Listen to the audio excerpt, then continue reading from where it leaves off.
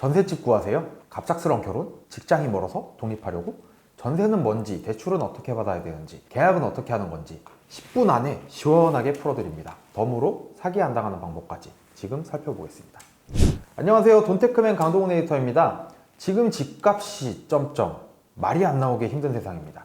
그간 투자 자산에 대해서 다루었는데요. 쉬어가는 차원에서 잠시 집에 대해서 얘기를 해볼게요. 급히 결혼 예정이거나 이제 부모님 곁을 떠나 독립을 하거나 직장에서 갑작스런 발령으로 집을 구해야 될 때나 독립가구가 늘어나면서 거주지를 구하는 방법도 다양해졌습니다. 참 한금연은 금융을 쉽게 풀이해드리고 있는데 갑자기 웬 부동산? 거주 형태에 따라 내 현금 흐름과 자산 상태가 크게 달라지기 때문에 금융과 아주 밀접한 관계가 있습니다. 네, 계속해서 거주지를 구하는 방법은 총 3가지.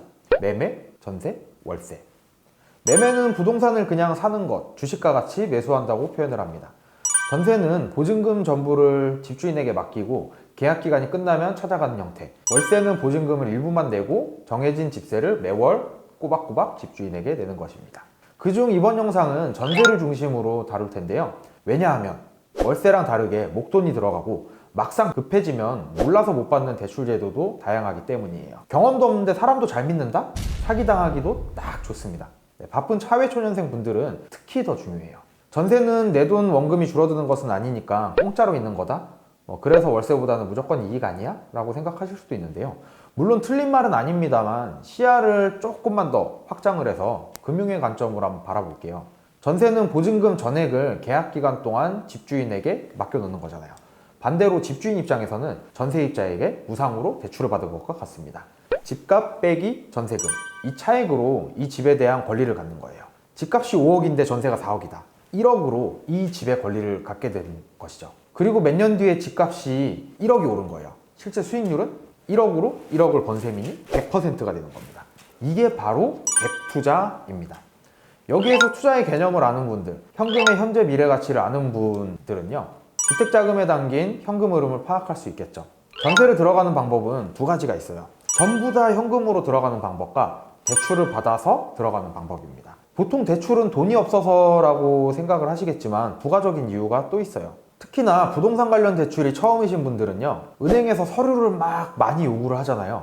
너무나 감사하게도 은행에서 내가 들어갈 집이 위험한지, 돈을 떼일 일은 없는지 나 대신 확인해주는 역할을 해줍니다. 정확히는 전세금을 떼어서 은행 대출금 회수에 문제 있으면 안 되니까 꼼꼼하게 확인을 하는 건데, 이 과정에서 진행 절차나 필요 서류를 준비하면서 굉장히 많은 것을 배우게 돼요. 이미 계약한 집에 대한 이중계약서에 당한다거나, 지금은 괜찮은데 전세 만기 시점에는 내가 전세금보다 돈을 덜 받을 수도 있는 그런 계약들 준비하다 보면은 딱 감이 옵니다. 실제로 제 주위에 어떤 분은 전세 이중계약 사기를 당했던 적이 있는데 돈을 아직도 못 찾았어요. 아니, 찾을 수가 없어요. 값비싼 인생 경험을 했죠. 그런데 목돈이 있는데도 굳이 이자 내면서 전세 대출을 받아서 가야 되나요? 이때는 대출 받은 만큼 이렇게 목돈이 생기실 텐데 내가 활용할 현금이 또 많아져 또 다른 이렇게 재테크를 할 수 있다는 것이 장점입니다. 내 능력과 연간 내야 되는 이자를 잘 비교해 봐야겠죠. 통장에만 넣어두면요, 그때는 대출 받으면 안 돼요. 전세 대출의 이해를 돕기 위해 실제 예시를 한번 들어볼게요. 서울은 너무 힘드니까 대표적인 수도권 남부인 수원 정도 한번 보겠습니다. 참 주택 가격은 서울이냐 수도권이냐 지방이냐 오피스텔이냐 아파트냐 빌라냐 전부 다 달라요.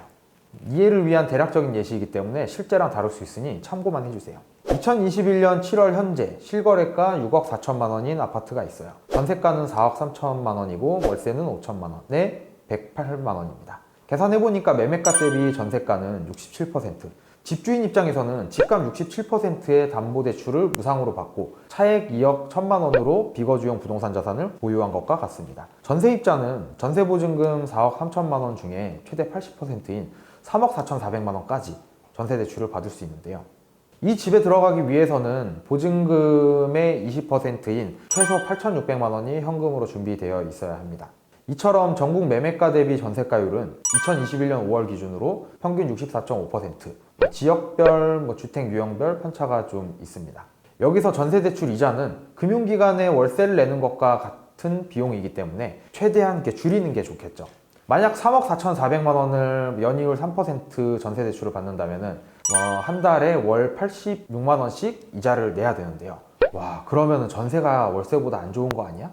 그건 또 아니에요. 이금융권 대출로 넘어가지 않는 이상 월세보다는 저렴합니다. 여기서 이자를 줄이기 위해 은행별로 전세 대출을 비교한다면 이자를 더 줄일 수 있는데요. 아래 링크에 있는 금융감독원 금융상품 한눈에 사이트를 참조해 보시길 바랍니다. 전세자금 대출 종류에 대해서 간단히 얘기해 볼게요. 전세자금 대출은 기금재원 대출과 은행재원 대출 총 두 가지로 구분됩니다. 어디에서 돈을 빌려주냐에 따라서 달라지는 거죠. 기금재원 대출은 국토교통부 산하 주택도시기금에서 주거 안정을 위해 혜택을 주는 정책성 대출입니다.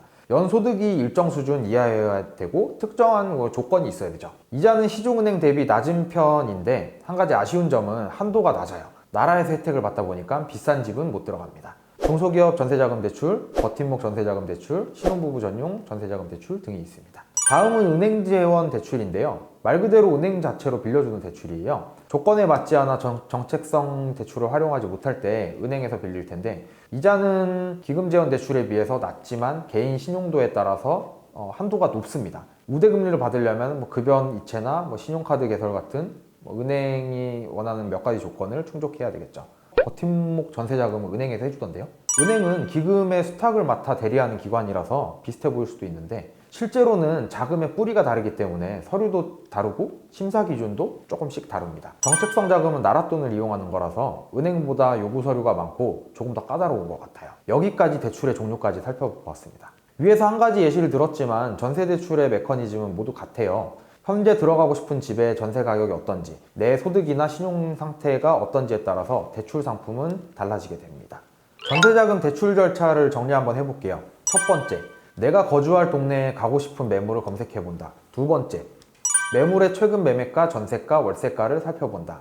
세 번째, 매물의 매매가 대비 전세가율을 살펴본다. 이건 주택 형태별로 다르게 형성이 되어 있습니다. 평균적으로 오피스텔, 아파트, 빌라, 주택 순서로 전세가율이 낮아집니다. 네 번째, 알맞은 집을 찾았다면 근처 부동산을 통해 실제 시세를 알아보고 상황이 된다면 구경을 한번 해봅니다. 구경할 때는 물이 잘 나오는지, 누수는 없는지, 곰팡이는 없는지, 층간소음이나 흡연 등 살면서 스트레스 받을 요소는 없는지 여러 가지 것들을 세부적으로 알아봅니다. 다섯 번째, 주소지나 등기부등본을 받아 한도 가조회를 해본다. 정책자금일 경우 기금이 든든 사이트, 은행자금일 경우에는 은행 홈페이지를 통해서 1차적으로 알아보고요. 자세한 사항을 알아보고 싶다면 서류를 들고 은행에 방문해서 정확한 한도 조회를 해봅니다. 여기서 집에 융자가 있는지 본인의 연봉과 신용상태를 통해 최종 한도와 금리가 나오게 됩니다. 여섯 번째, 계약금 5%를 지불하고 2-4일 협의를 하고 각종 특약과 함께 계약서를 작성합니다. 이때 만에 하나 대출이 실행되지 않을 때를 대비해서 계약금 반환 특약을 걸어두는 것이 좋습니다. 추가로 등기상으로는 집주인 납세 여부가 나오지 않아요. 염려스러운 사항이라면 집주인이 세금을 완납했는지 여부를 확인할 필요가 있습니다. 고액의 세금은 경공매가 넘어가더라도 내 전세금보다 대항력이 우선순위입니다.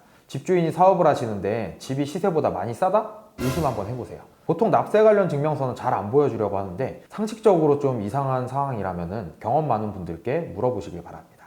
일곱 번째, 계약서를 작성했다면 이사갈 준비가 끝났으므로 전입신고를 하고 확정일자 받기, 인터넷으로도 가능, 주민센터 방문도 가능합니다. 여덟 번째, 부족한 서류를 은행에 제출해 줍니다. 빨리 진행하면 열흘이면 되지만 여유있게 2주, 3주 전에 해주는 게 부담감이 적겠죠. 마지막으로 아홉 번째, 잔금 치르고 이사하기. 내 이름으로 전세 대출을 받는다고 해서 나한테 돈을 주는 게 아니에요. 집주인 계좌로 송금이 되고요. 당일자 등기부 등본도 잘 확인해 보시고 이사를 하시면 됩니다. 전세 물건에 따라서 의무적으로 전세금 반환 보증보험을 가입을 해야 되는 경우도 있습니다. 전세금을 지킬 수 있는 확실한 조치이지만 비용은 조금 비싸다는 점 알아두세요. 생각보다 절차가 많아 보이지만 꼼꼼하게 하는 만큼 더 좋은 집에 저렴하게 살 수 있고 한번 경험을 쌓는다면 다음번에는 훨씬 더 이렇게 수월하겠죠? 여기까지 돈테크맨 강동훈 에디터였고요. 이제는 좋아요와 구독은 필수. 더 좋은 영상으로 찾아뵙겠습니다. 참 알고 싶은 금융 지식이 있다면 댓글로 달아주세요. 시원하게 알려드리겠습니다. 감사합니다. 빠이.